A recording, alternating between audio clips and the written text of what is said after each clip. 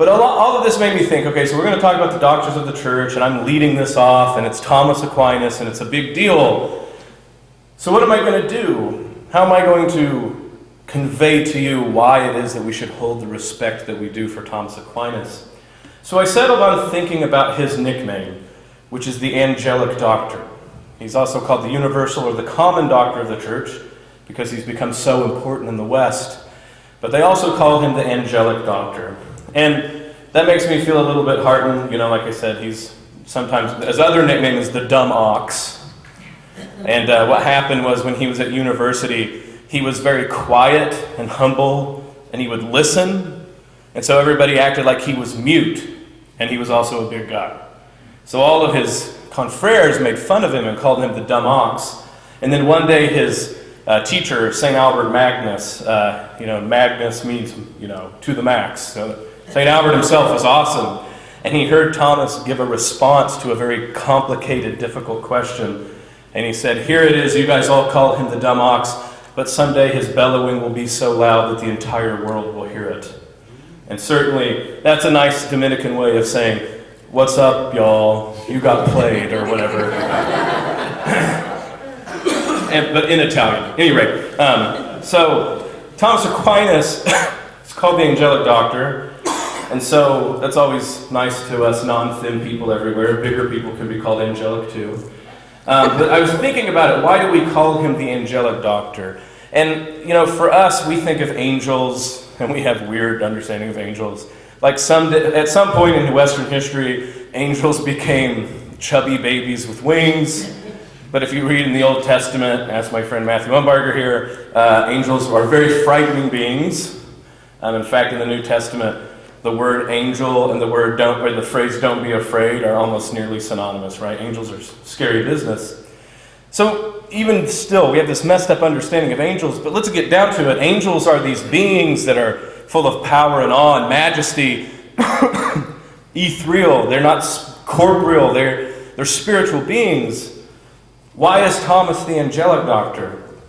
And the doctors of the church, the scholastic doctors, they all have names. The subtle doctor, I can name all of them. Some of them are underhanded insults. But Thomas, the angelic doctor. So I was thinking, well, let's think about first, in a very Thomistic manner, how Thomas is not angelic. We'll start with how he's not angelic, and maybe we'll get to how, in fact, he is angelic. First of all, pretty funny to call the guy the angelic doctor, who in many ways is known, if not by name, but in the church, through something very bodily. So the main way most Christians throughout history, at least since the 14th century, know of Thomas Aquinas is they've never read his work, but they've heard all of his hymns dealing with Corpus Christi. Now, Corpus Christi, of course, corpus, right? Body, the body of Christ. So in one way, what we certainly don't mean when thinking about Thomas Aquinas is someone who has no concern for the body. In many ways, Thomas is about as fleshy as you can get.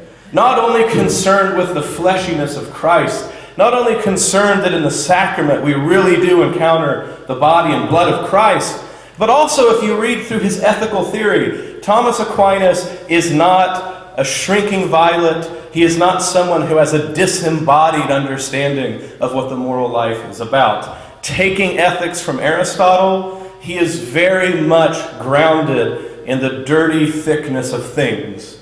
And if you read his ethical theories, he takes the embodied nature of humanity very seriously.